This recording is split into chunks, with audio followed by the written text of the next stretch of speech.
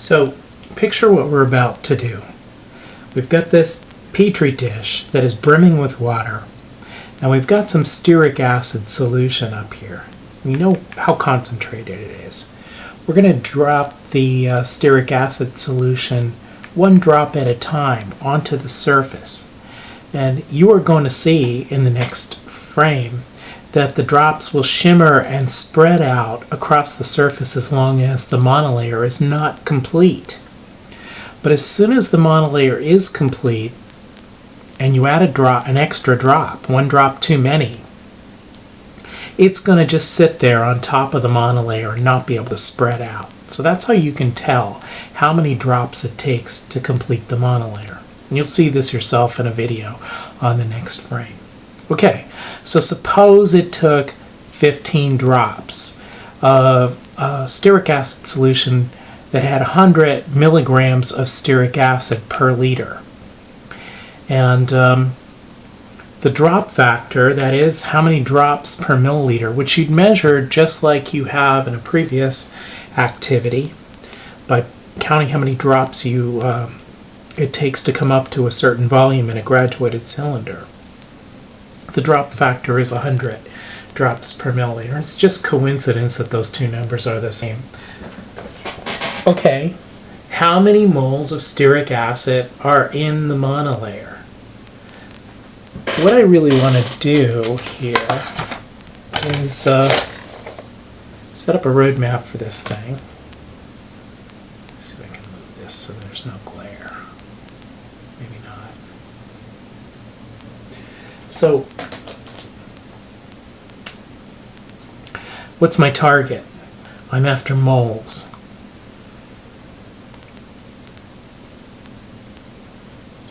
What am I starting with?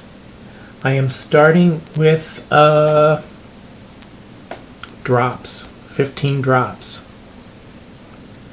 Why don't I start with some of these other things? Because if I look at these other things, they're relationships. This is not a fraction, so I should start with something that's not a fraction. This is a relationship between milligrams of stearic acid and liters of solution. This is a relationship between drops of solution and milliliters of solution. So neither of those are good things to start with, although I'm going to need them to do the problem. Now let's look at what we got here. We have a connection between a measure of volume of the solution and an amount of stuff that was in the solution. So my critical link is going to be something that connects a volume to an amount of stuff. And this looks like it. This is the critical link. So that connects liters and milligrams. So let me drop that into my roadmap.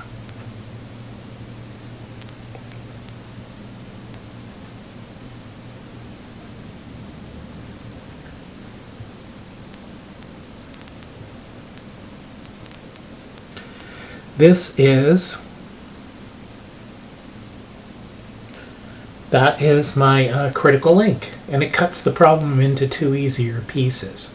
I have got to turn milligrams into moles, and I've got to turn drops into liters. This one I've done before. This one is not too hard. If I want to go from milligrams to moles, what kind of connections do I know? Well, we've already seen that I have the molar mass of this stuff, the stearic acid. And the molar mass connects the mass in grams to moles. And it says 284.5 grams of stuff of stearic acid is 1 mole. So that's the length that I need to go from grams to mole. Now I need to go from milligrams to grams. Well, if I know my SI prefixes, and I do, I can do that. Milli means 10 to the minus 3. Okay, so 1 milligram is that. Okay, that part is all mapped out. Let's do this part. I need to go from drops to liters. So I need some kind of connection between, they're both volume measures. I need some kind of connection between drops and a volume. And if I look at my drop factor, There it is. It relates drops to milliliters. So I'm going to have to put milliliters in there. And then I know that there's 100 drops in 1 milliliter. And that's the link that I have there. Now I need a link between milliliters and liters, and of course I've got that. If I know my prefixes, milli again means 10 to the minus 3. And there it is. That seems like a very difficult problem, but you saw how we put the roadmap for that together. You drop the critical link in the center. How do you find the critical link? Look at what you're starting with and what you're ending up with. And there is some kind of connection between those two things. It doesn't matter so much that whether or not the units are exactly what they are on the ends. But this connects a volume and a mass, and in this case it's a concentration. And that happens to be the critical link that made the whole problem fall apart. Now we can turn this into a calculation. I'm going to write down my starting point again. And now I'm going to start turning these links into conversion factors. Now I have drops on top, so I need drops down here. 100 drops, and there's a decimal point there to show that that's to 3 figures. Okay, so that killed drops. That's gone. Now I need to go to the next link. I know that milliliters has to go, so milliliters has to be down here. And I got 1 sitting next to that and a 10 to the minus 3 liters on the other side. Can you see that? I should cross things off as I go along. That's the whole idea of dimensional analysis. You cross out the units that you want to get rid of, and you leave the units that you want. But I still don't want liters. I've got to get rid of it. Liters will go down here, and on the other side I have milligrams. And there's 100 point milligrams to show that I have 3 figures there. That got rid of the liters, because liters is up there and liters is down there. But now I've got milligrams. That's got to go in the next conversion factor. If I look at that, there's 1 milligram in 10 to the minus 3 grams. And that gets rid of the milligrams. Now I got grams. Got to go. We got to get rid of it in the next conversion factor. So this 284.5 grams is 1 mole. All right, there's the whole setup.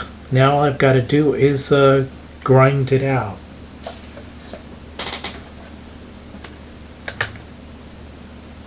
Now I can do the powers of 10 thing easily enough here.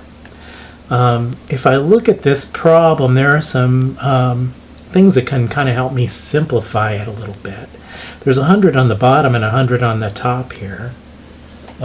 So that happens to cancel out, so that can save me a little bit of work.